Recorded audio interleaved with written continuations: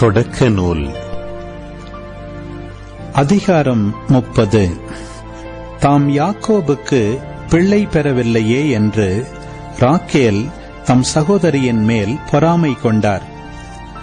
அவர் தம் கணவனை நோக்கி, நீர் எனக்கு பிள்ளைகளை தாரும், இல்லையேல் செத்துப்போவேன் என்றார். யாக்கோபு அவர் மீது சினம் கொண்டு, நான் என்ன கடவுளா? அவரல்லவா உனக்கு தாய்மை பேறு தராதிருக்கிறார் என்றார். அப்பொழுது ராக்கேல், இதோ என் பணிப்பெண் பில்கா, நீர் அவளோடு கூடி வாழ்வீர். அவள் எனக்காக பிள்ளை பெற்று என் மடியில் வைக்க நானும் அவள் மூலம் பிள்ளை பேறு பெறுவேன் என்றார். பின்பு அவர் அவருக்கு தம் பணிப்பெண் பில்காவை மனைவியாக கொடுக்க அவரும் அவளுடன் கூடி வாழ்ந்தார். பில்கா கருவுற்று யாக்கோபுக்கு ஒரு மகனை பெற்றெடுத்தாள். ராக்கேல், ஆண்டவர் எனக்கு நீதி வழங்கி என் மன்றாட்டை கேட்டருளி எனக்கு ஒரு மகனை தந்தார் என்று சொல்லி அவனுக்கு தான் என்னும் பெயரிட்டார். பில்கா மீண்டும் கருவுற்று மற்றொரு மகனை பெற்றாள். ராக்கேல், நான் என் சகோதரியோடு கடுமையான போராட்டங்களில் ஈடுபட்டு வெற்றி கொண்டேன் என்று கூறி அவனுக்கு நப்தலி என்று பெயரிட்டார்.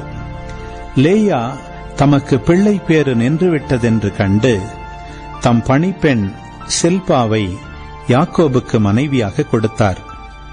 லேயாவின் பணிப்பெண் சில்பா யாக்கோபுக்கு ஒரு மகனை பெற்றெடுத்தாள்.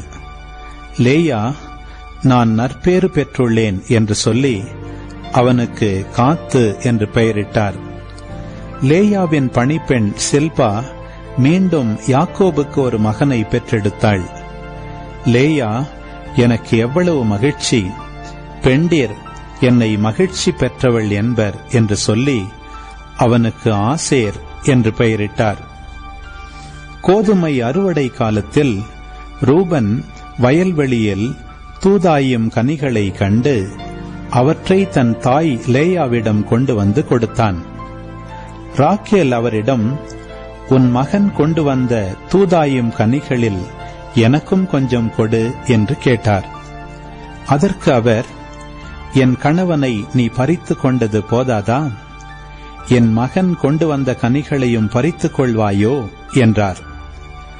அப்பொழுது ராக்கேல், சரி, உன் மகன் கொண்டு வந்த தூதாயும் கனிகளுக்கு பதிலாக அவர் இன்றிரவு உன்னோடு கூடியிருக்கட்டும் என்றார். மாலை வேளையில் யாக்கோபு வயல்வெளியின் என்று திரும்பி வரும்போதே லேயா அவருக்கு எதிர்கொண்டு போய், நீர் என்னோடு கூடியிருக்க வேண்டும், ஏனெனில் என் மகன் கொண்டு வந்த தூதாயும் கனிகளை ஈடாக கொடுத்து உம்மை நான் வாங்கிக் கொண்டேன் என்றார். அவர் அன்றிரவு அவரோடு கூடியிருந்தார். கடவுள் லேயாவுக்கு செவிசாய்த்தார். அவர் கருத்தாங்கி யாக்கோபுக்கு 5ஆம் மகனை பெற்றெடுத்தார். நான் என் பணிப்பெண்ணை என் கணவருக்கு கொடுத்ததற்காக கடவுள் எனக்கு ஈடு செய்துள்ளார் என்று சொல்லி அவனுக்கு இசக்கார் என்று பெயரிட்டார். மீண்டும் லேயா கருத்தாங்கி 6ஆம் மகனை பெற்றெடுத்தார். லேயா, கடவுள் எனக்கு ஒரு சிறந்த கொடை கொடுத்துள்ளார். இனிமேல் என் கணவர் என்னை பெருமையாக நடத்துவார், ஏனெனில் நான் அவருக்கு 6 புதல்வரை பெற்றிருக்கிறேன் என்று கூறி அவனுக்கு செபுலோன் என்று பெயரிட்டார்.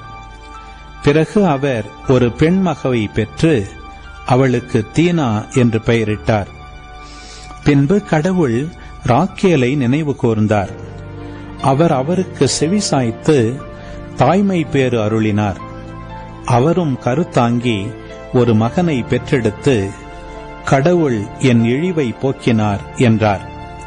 மேலும் அவர், ஆண்டவர் இன்னொரு மகனையும் எனக்கு சேர்த்து தருவாராக என்று கூறி அவனுக்கு யோசேப்பு என்று பெயரிட்டார்.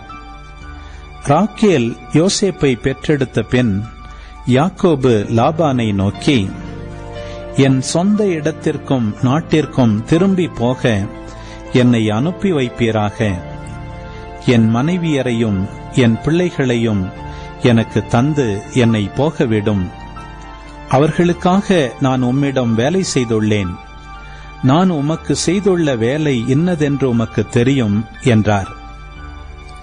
லாபான் அவரை நோக்கி, உமக்கு தடை ஏதும் இல்லையெனில் தயவு கூர்ந்து இங்கேயே தங்கிவிடும்.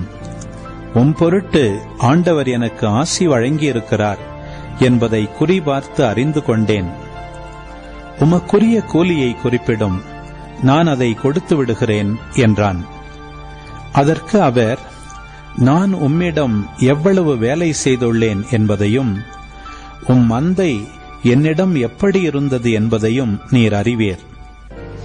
நான் உம்மிடம் வரும் முன் உமக்கிருந்தது கொஞ்சமே, இப்பொழுதோ மிகுதியாக பெருகிவிட்டது. நான் கால் வைக்கும் இடமெல்லாம் ஆண்டவர் உமக்கு ஆசி வழங்கியிருக்கிறார். என் குடும்பத்திற்காக நான் உழைப்பது எப்போது என்றார்.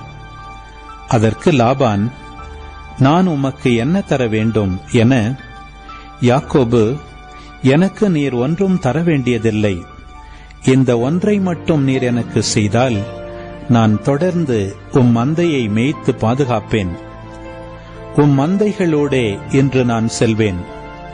அவற்றினின்று கலப்பு நிறமோ புள்ளியோ உடைய செம்மறியாடுகளையும் கருப்பு நிறம் கொண்ட ஆட்டுக்குட்டிகள் அனைத்தையும், புள்ளியோ கலப்பு நிறமோ உடைய வெள்ளாடுகளையும் தனியாக பிரித்துக் கொள்வேன்.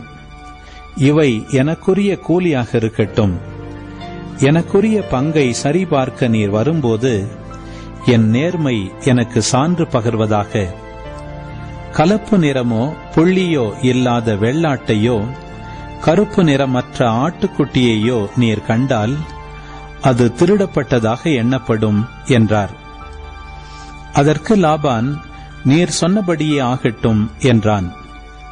ஆனால் அன்றே அவன் வரியோ புள்ளியோ உடைய வெள்ளாட்டு கிடாய்களையும் கலப்பு நிறமோ புள்ளியோ உடைய வெள்ளாடுகள் அனைத்தையும், வெள்ளை புள்ளி கொண்ட எல்லாவற்றையும், கருப்பாயிருந்த எல்லா ஆட்டுக்குட்டிகளையும் பிரித்து தம் புதல்வரிடம் ஒப்படைத்து, தனக்கும் தன் மந்தைகளை மேய்த்து வந்த யாக்கோபுக்கும் இடையில் 3 நாள் வழித்தூரம் இருக்கும்படியும் செய்துவிட்டான். அது கண்ட யாக்கோபு புன்னை, வாதுமை, அர்மோன் என்னும் மரங்களின் பசிய கொப்புகளை வெட்டி அவற்றில் இடையிடையே உள்தண்டின் வெள்ளை பகுதி தெரியுமாறு உரித்தார். மேலும் தம் மந்தைகள் தண்ணீர் குடிக்க வரும்போது ஆடுகள் அந்த வரியுள்ள கொப்புகளை எதிரில் கண்டு பொலிந்து சினைப்படும் பொருட்டு நீர்த்தொட்டிகளில் அவற்றை அவர் போட்டு வைத்தார். பொலியும் நேரத்தில் அக்கொப்புகளை கண்டு பொலிந்த ஆடுகள் வரியோ கலப்பு நிறமோ புள்ளியோ உடைய குட்டிகளை ஈன்றன. மேலும் யாக்கோபு ஆட்டுக்குட்டிகளை பிரித்தெடுத்தார். லாபானின் மந்தைகளில் வரியோ கருப்பு நிறமோ உடைய ஆடுகளை நோக்கி மந்தையை நிற்கச் செய்தார். தமக்குரிய மந்தைகளை லாபானின் மந்தையோடு சேராமல் பிரித்து வைத்தார். மந்தையின் வலிமையுள்ள ஆடுகள் பொலியும் போது மந்தைக்கு எதிரே இருந்த நீர்த்தொட்டியில் அக்கொப்புகளை போட்டார். அக்கொப்புகளிடையே அவை பொலிந்தன. வலிமையற்ற ஆடுகளுக்கு முன் கொப்புகளை போடவில்லை. எனவே லாபானின் ஆடுகள் வலுவற்றவையாகவும் யாக்கோபின் ஆடுகள் வலுவுள்ளவையாகவும் ஆயின. இவ்வாறு யாக்கோபு பெரும் செல்வரானார். மந்தைகள், வேலைக்காரர், வேலைக்காரிகள், ஒட்டகங்கள், கழுதைகள் ஆகியவற்றை அவர் பெருமளவில் கொண்டிருந்தார்.